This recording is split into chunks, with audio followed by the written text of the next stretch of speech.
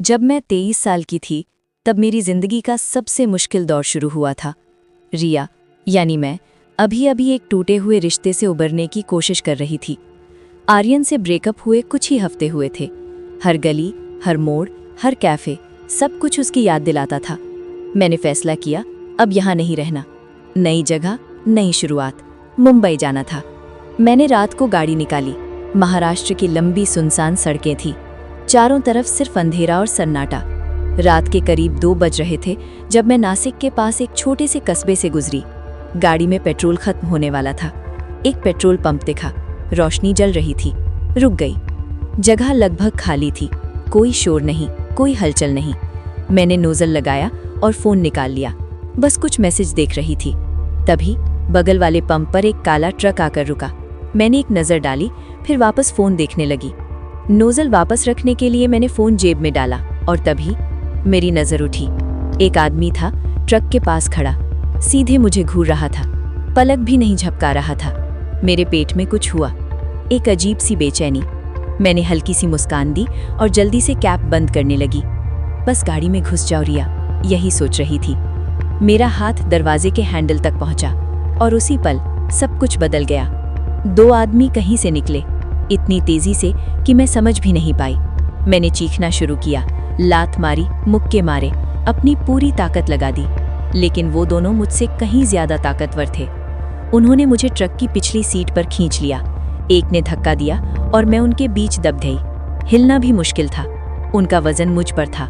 सांस लेना मुश्किल हो रहा था। मेरी आंखों से आंसू बह रहे थे, वो आंसू जो आवाज भी नहीं निकलने देते। जिंदगी में पहली बार मैंने खुद को इतना बेबस महसूस किया। ट्रक चलने लगा, मेरा दिमाग तेजी से चल रहा था। तभी एक ख्याल आया, अगर बच नहीं पाई तो कम से कम सबूत छोड़ जाओ। मैंने एक आदमी की बाह पर अपने नाखून गड़ा दिए, जितना हो सके खरोंचा, ये सोचकर कि उसका डीएनए मेरे नाखूनों के नीचे रहेगा। उस वक्त यही मेरा एकमात्र हथियार था। वे नासिक के बाहरी इलाके में एक सस्ते लॉज पर रुके। एक गंदा अंधेरा कमरा, 2 बिस्तर, हर तरफ बैग और शराब की खाली बोतलें।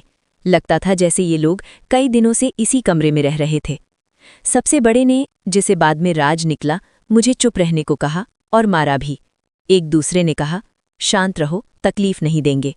फिर उन्होंने मेरे हाथ बांध दिए, बेल्ट से, जूते के फीते से, जो भी मिला। मैं रो रही थी, कांप रही थी, बस यही कहती रही, जाने दो मुझे, किसी को नहीं बताऊंगी, कसम खाती हूं। वे आपस में किसी अजनबी भाषा में बात करते रहे, एक शब्द भी समझ नहीं आया मुझे। मैंने कमरे में नज़र घुमाई, बाहर जाने का कोई रास्ता नहीं था। कुछ देर बाद उनमें से कुछ को और शराब चाहिए थी।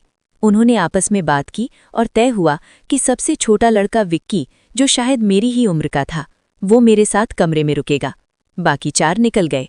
कमरे में सिर्फ मैं और विक्की। मैंने उसे ध्यान से देखा और मन में एक चिंगारी जली कि शायद इसे मैं हरा सकती हूँ। मैंने अपनी आवाज़ को शांत किया, धीरे से पूछा, क्या मैं बाथरूम जा सकती हूँ? विक्की ने एक पल सोचा, फिर हाँ कर दी। उसने मेरे हाथ खोले और जैसे ही बंधन ढीले हुए, मैं दरवाजे की तरफ दौड़ी, पूरी ताकत से। दरवाज़ा खुला, विक्की ने मेरी कलाई पकड़ ली। मैंने पलटकर पूरी ताकत से चिल्लाई, छोड़ो मुझे। उसकी आंखें फैल गईं, हाथ छूट गया। मैं बाहर थी, बिना कपड़ों के, नंगे पांव, नासिक की उस सुनसान सड़क पर, और मैं बस भागती रही, रुकी नहीं, पीछे नहीं देखा। सामने एक गाड़ी की हेडलाइट दिखी, मैं उसके सामने कूद गई। एक बुजुर्ग आदमी था। उसने खिड़की नीचे की, भौचक्का होकर पूछा, क्या हो रहा है बेटी, ये क्या तरीका है, जैसे मैंने उसकी रात खराब कर दी हो। मैंने बस इतना कहा, मुझे मदद चाहिए, मेरा अपहरण हुआ है। वो मुझे नासिक पुलिस स्टेशन ले गया। मुझे कपड़े दिए गए, रिपोर्ट दर्ज हुई, फिर सिविल हॉस्पिटल गई, सबूत के लिए। मैं बस नहाना चाहती थी, बस घर जाना चाहती थी, बस एक बार अपनी माँ की आवाज़ सुननी थी।